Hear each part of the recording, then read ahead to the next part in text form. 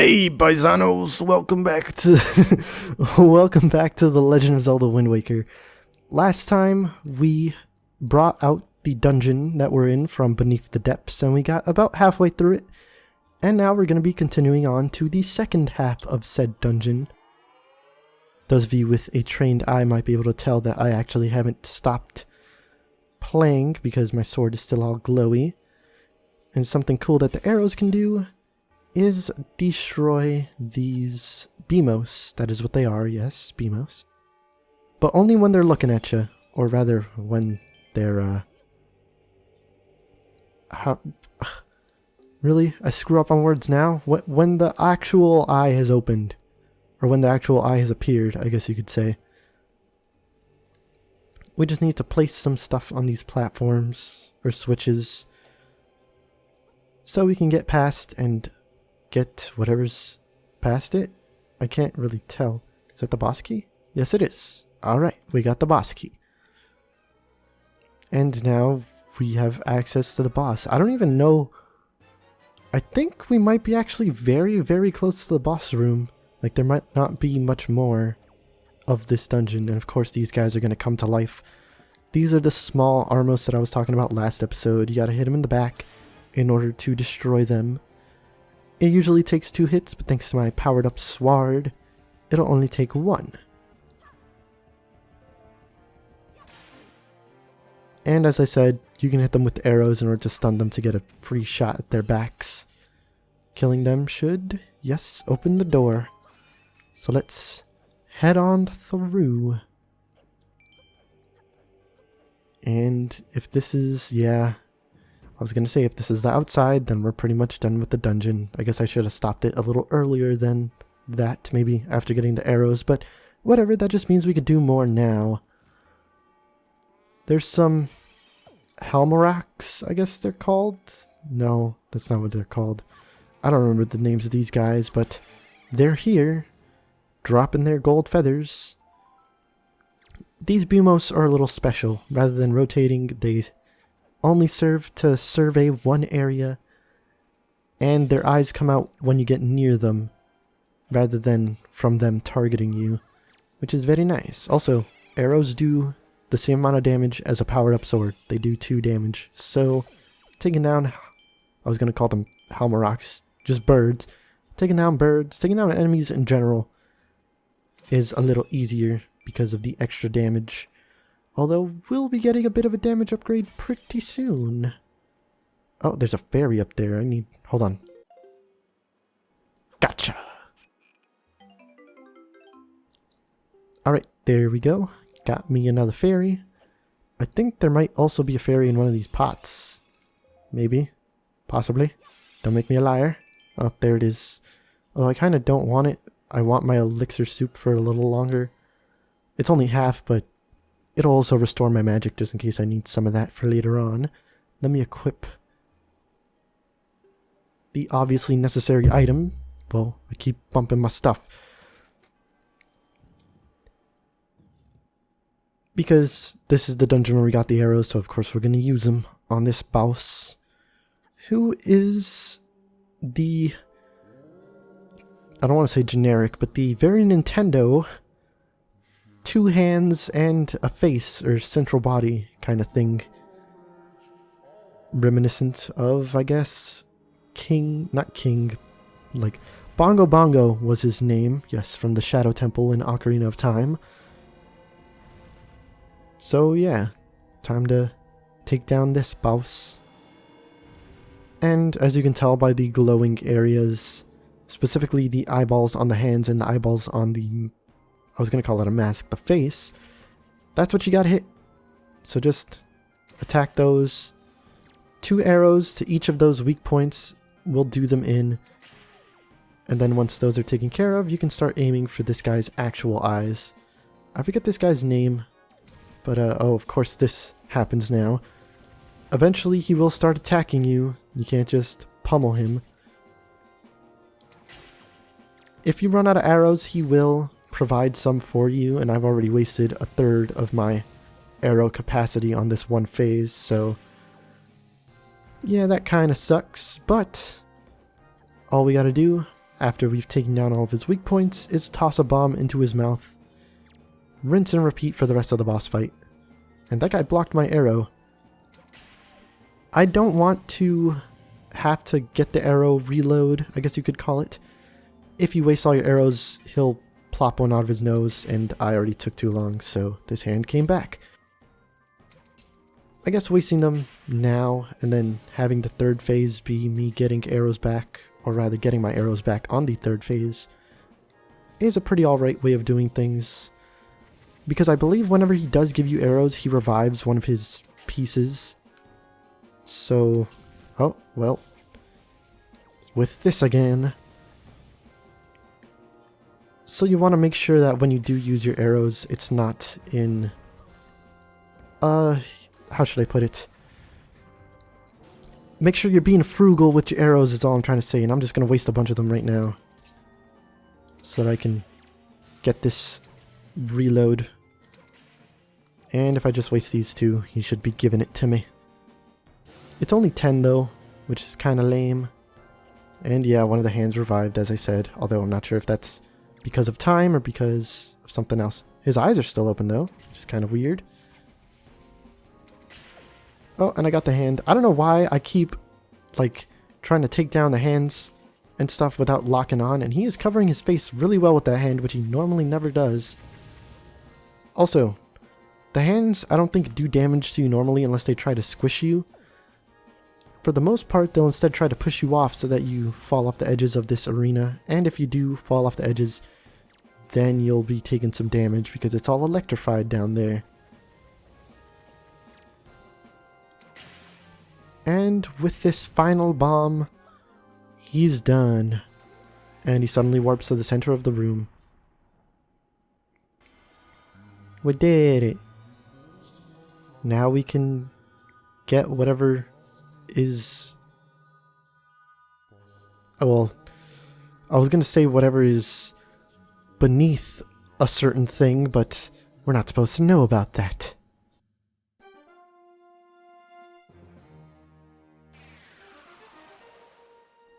Another warp that takes us up, rather than the regular swirly warp that takes us out of dungeons. We're not quite done with this place just yet. We have a little bit more to do, but it's not that difficult or anything. Oh, a heart container. How nice. I'm totally going to be grabbing that right now. Oh, I should have equipped my other item that I need before taking this warp. Well, whatever, I'll do it in a second.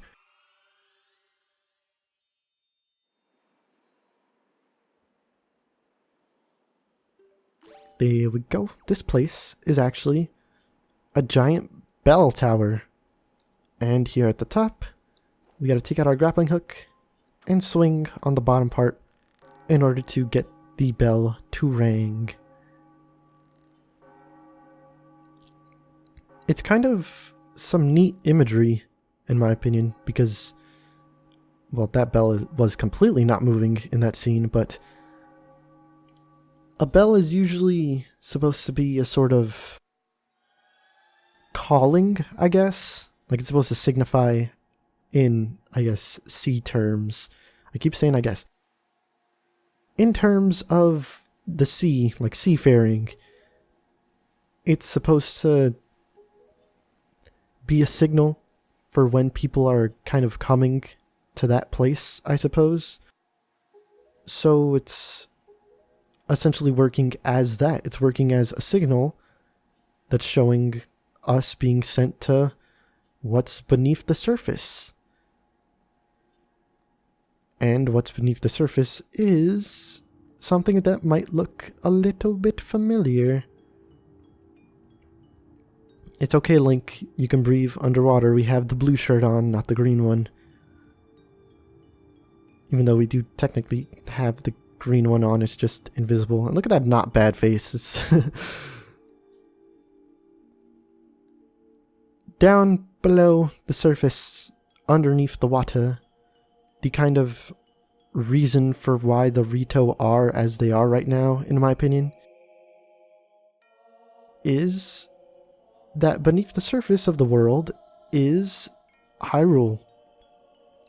the above parts are kind of just their own thing. The Great Sea isn't technically Hyrule. It's this whole area that is. And the music is a bit reminiscent of the kind of, I think the Triforce Get song in the original Zelda, and maybe some Hyrule Castle from A Link to the Past as well. Yeah, we gotta get what's in this castle, so let's go do that.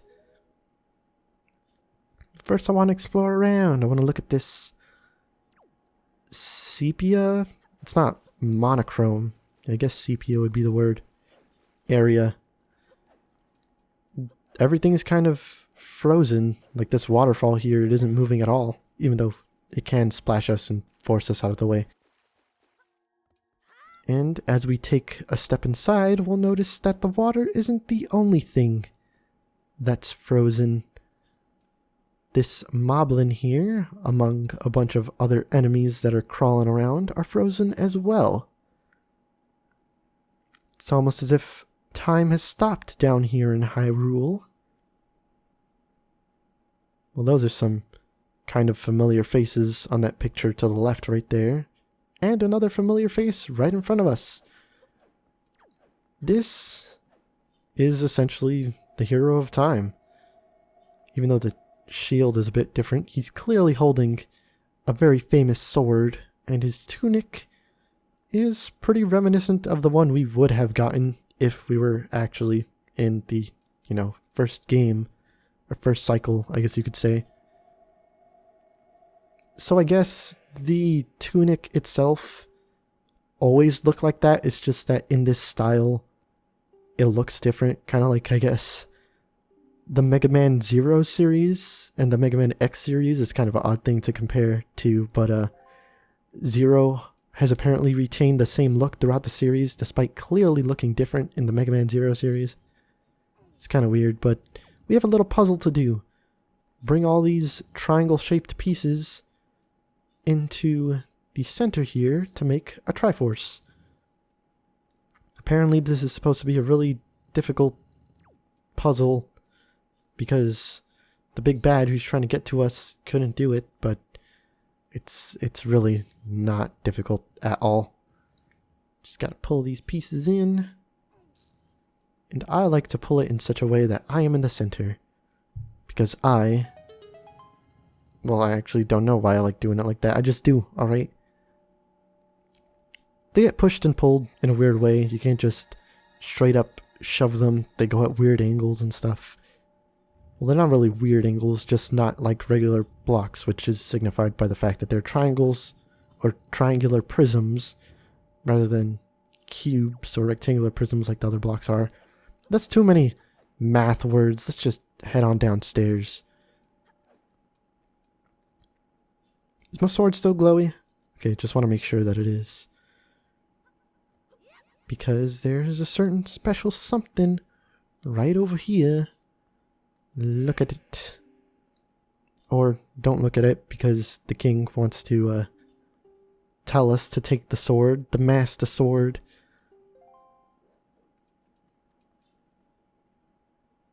It's kind of in this frozen time too.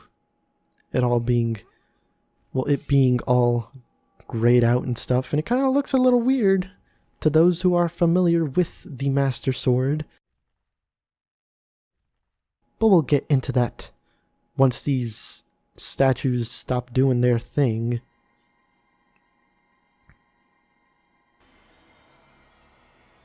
Now that we've picked up the Master Sword, things are gonna get a little freaky down here. First off, a little something something returning to the world. Color. And time. Now that things are back to the way they, I guess, should be, or at least the way a certain someone wants them to be, these enemies are going to start moving. Yeah, this is not going to be an easy feat to accomplish once we get out of here. Well, maybe not. Now we have a super awesome new sword that can probably do more damage than our normal sword. Where the heck do we even put the normal? Oh, it's still in its sheath. I didn't actually notice that. Stop making weird faces. We got the Master Sword. And of course, they gotta give it the jingle. The jingle that's been used in every game since A Link to the Past, because that's the first game where you get the Master Sword. Cool references around this room. There's Ganon, sealed within what I assume is the Sacred Realm. There's the various sages from Ocarina of Time. You got Saria, Rauru, Princess Ruto. You got Darunia, Impa, and Nabooru. And then a couple more that just show the Triforce. Oh wait, I gotta check if my sword is glowy. And it totally is. That is quadruple damage from the normal sword, I think. Unless this sword just does 1.5 times damage, at which point it's 3. Which is still a good increase. Let's take these dudes down. Hold on. Let me get in a safe spot. Rearrange my items first. Alright, let's pause. Alright. That's fine. Nice. Thank you, Moblin. For oh, okay. That hurt. I don't have my double damage anymore. Well, whatever. Let's just take some of these guys down. Oh, I'm being hurt. I'm hurting. Okay.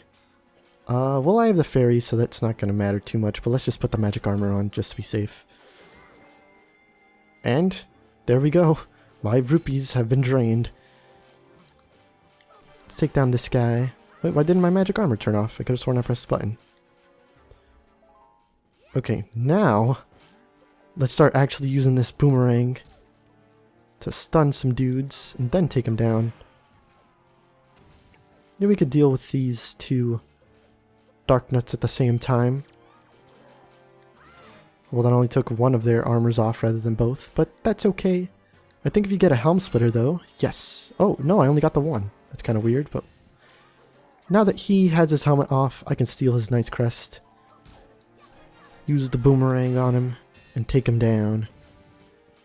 You're pretty much guaranteed to get Knight's Crest from these guys, though, because they always drop item orbs. And that means that they're always going to drop whatever their item is. They also can pick up other enemies' weapons, so if you could please, thank you, perform that attack so that I can steal your stuff and also stun you. There we go. Got another one. Did I get yours? No, I did not. You can also see that it's on them. And once you use the grappling hook to take it off of them, you see it come off as well, which is pretty cool. Alright, do a helm split. That's not a helm split. Whatever. I was able to hit the guy through his armor, which is kind of weird. Dark Nuts, when they lose their sword, they might go after it, or they might start using some hand-to-hand combat instead. I don't want to deal with all you guys at the same time, please. Well, that worked. That killed 2 of them. And now I'm going to kill this one. You can't actually get out until all the enemies are eradicated. So take them all down. I guess I could use some arrows to snipe out some of the moblins or something. But I don't want to have to equip them, so let's just take these guys out. Similar thing with the moblins. You can take their skull necklaces and they will disappear from their bodies once you do. Let's take you down. That should be enough. And let's use some targeting on this guy. There we go. The Helm Splitter is the better option, not just because you can stun them, but also because you'll be able to get behind them using it, and that means you can also take down their armor, because it's not just using the backslice that takes out their armor, just hitting them in the back does so. I'm making back my rupees. It wasn't too big of a deal that I got hurt. Let's see here. I kind of want to take down the moblins first because I don't care about their items as much as I do the Dark Nuts items. And if I miss a Knight's Crest, that's going to be pretty bad because I want the reward for that ASAP. And we technically can get it after dealing with all these guys if we grab all their items. Are you going to notice me, dude? There we go. Hit me. Do it. There we go. Boomerang. Boomerang. It just kind of reminded me of Beautiful Joe in Ultimate Marvel vs. Capcom, where he uses the boomerang as a projectile to attack his enemies.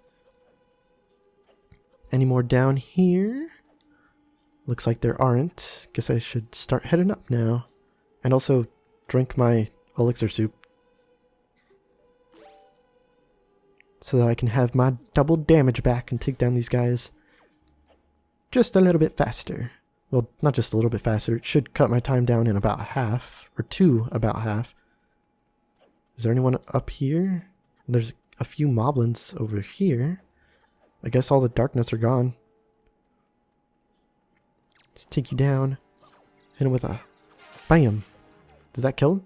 Well, one more hit should do. Well, that guy's gone.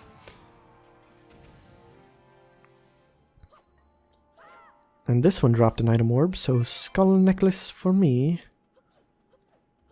And there should be a couple more over here. Oh, that's a dark nut, not a moblin.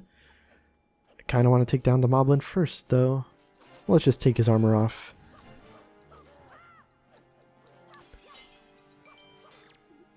Oh. Ooh, I don't want to fall off or anything like that. Okay. Well, that was very smart of you, Mr. Moblin Man. Taking down this guy for me. That's not the one I wanted to do. Let me do the... Oh, I can't do anything now because he doesn't have a sword, so I might as well just kill him like that. Now the barriers are gone, so we can get out of here. Give me your Knight's Crest. Thank you. Let me check how many of those I have. I should have enough now. And yes, I have exactly as many as I need. Not sure if falling off of here is safe, but I'm gonna do it anyway. And I'm perfectly fine. This is the back exit. You don't actually want to come out here because there's a certain something in your way. Yeah, there's this barrier here. It doesn't do any damage to you, but it does knock you back. As you can see, my sword is still perfectly fine. And it extends ad infinitum above and below this place, as well as in a circle around it. So we're not able to get out of Hyrule Castle and into the Hyrule Field as of yet, but we will be able to eventually. Just a little bit of foreshadowing for you. Now let's leave through the proper exit and get to the surface world where we can do some more stuff, such as get the fast travel option in this game finally. You don't want to talk to me? I can just get in? Okay, that's different.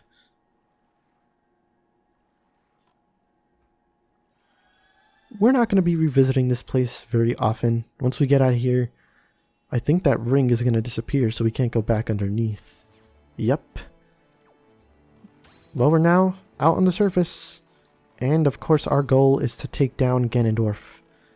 So we'll be doing that soon, I guess. I kind of want to look for that big tornado, though, because I am now capable... Whoa, excuse me, I had a weird, like, throat spasm there. I'm now capable of taking it down. I think it might be in this direction. I don't remember which triangle island it was near. I think it was the one north of here. So past this weird, not really island, it's more of a stone structure that reminds people of dice. There's a bunch of these islands, and they all have different pillars in them, which makes them look like different die faces. Like this one has 6, so it looks like a 6-sided die. Well, not 6-sided die, a die, the side of a die that has the 6 dots in it. And this is the guy I was looking for. Let me equip my arrows. There we go. And let's take this guy down. This guy looks familiar, doesn't he? This is Zephos' brother, and I forgot that I can't move the camera with the left stick. You have to move it with the right. You just gotta snipe this guy out of the sky. 3 arrows does the trick. And once you've done so, the tornado disappears. You're safe. He comes down and just talks to you. Yeah, Cyclos isn't actually that bad of a guy. And he knows that we're a good Wind Waker as well. So he'll teach us our next song. Which is another 4-time song. And it kind of makes a Z, which I guess is supposed to represent Zephos. And now we have our 4th song, the Ballad of the Gales. This one is actually mandatory, unlike the, whatchamacallit. What was the other song? The Song of Passing. That's actually not mandatory. But, not mandatory right now, actually. We don't need it specifically now. We could have gotten it later in the game, but I want to get it now. And I want to warp to places. So, let's use this Ballad of Gales and warp. And I actually get to show off the map again, which is pretty neat. Let's head to Outset Island so that I can give Orca all these night crests that I've collected. And along with the wind motif of this game, we're obviously going to be teleporting by tornado, the coolest way to teleport. If you do get caught by Zephos, I don't think you take any damage. He just warps you to a random area on the map, which can actually be quite scary if you're not prepared for it, because you're just kind of lost. Back on Outset once again. Let's talk to Grandma and get some more soup first and foremost. And then we could go to Orca and start doing our little sword training thing. Now that I've got my soup, let's head to the big man himself. Well, actually, this post box is dancing, so might as well check this bad boy. This is a letter from Grandma, actually, I guess. Oh, and she's giving us some money. How very nice of her. 20 rupees, that's pretty good. Better than Beetle giving us just 1. Thank you, Grandma, even though I just saw you, so getting the letters kind of weird. I probably should have done that in the reverse order that I did. What are you even doing? Why are you pushing that shark? Well, because I'm alright, I'm courage, not wisdom, alright? Don't scold me on this. Nah, I don't wanna. That's basically to trigger us having a sparring match with him, which I don't want to do. Also, he doesn't have his spear, so you could probably attack him? No, you can't. He just does this weird pose and blocks your attacks. Check it out. Knight's Crests. If he did have his spear, he'd drop it at this point because we showed him our Knight's Crests. And we have all 10 that we need. So, let us learn this new technique, which is kind of a detriment in some cases because it requires that you use magic, and it's also time specific, I guess you could say, so it's a bit weird, but I'll talk about it more as we're showing it off. What you do is you hold the B button, and rather than performing a normal spin attack, you just hold it a little longer. You see some electricity start blazing around your sword. You let go of the button. Whoosh. Just a big ol' hurricane spin attack. At least I think it's called the hurricane spin attack. Yes, it is. There's another little bit of wind motif going on. In other games, some call it like the great spin attack or something like that. Although the great spin attack is mostly like a radius extension rather than the multiple spins thing kind of going on. Well, now he has nothing more to teach us. Guess that means I'll never see you again. I got my super duper spin attack and I'm out of here. I guess the next places I should warp to would be the fairy fountains that give me more arrows, but this part's going on kind of long. At least I think it is. I might edit some stuff out so I don't know exactly how long it is, but it's enough for now, at least in my opinion. So next time on The Legend of Zelda Wind Waker, we'll do a bit more side questing and probably take the fight to Ganon himself at the Forsaken Fortress.